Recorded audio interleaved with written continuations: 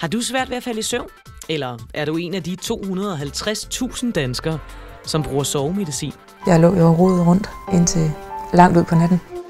Forbruget af sovemedicin er alt for stort i Danmark, og det er meget svært ofte at trappe folk ud af den behandling, når de er kommet ind i det. Sovemedicin kan man godt bruge som en nødløsning, men man skal altid kun bruge den kortvarigt.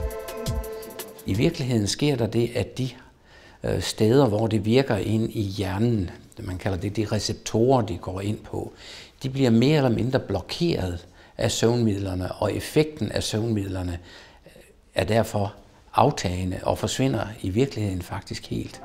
Nu har hun løst sit problem med en søvnbrille. Så forhører man sig rundt omkring, om der er nogen, der har nogle gode råd.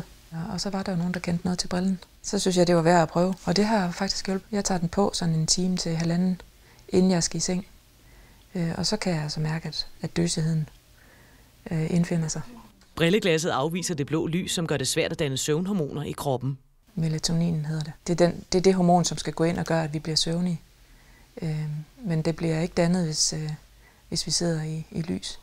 Hvis det er for lyst, eller hvis vi sidder og ser fjernsyn for eksempel, så bliver det svært for kroppen at få dannet hormoner.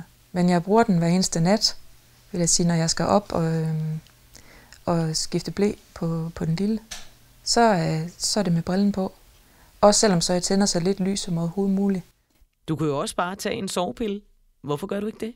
Nu går jeg jo ind for de naturlige, at kroppen selv skal danne hormonet.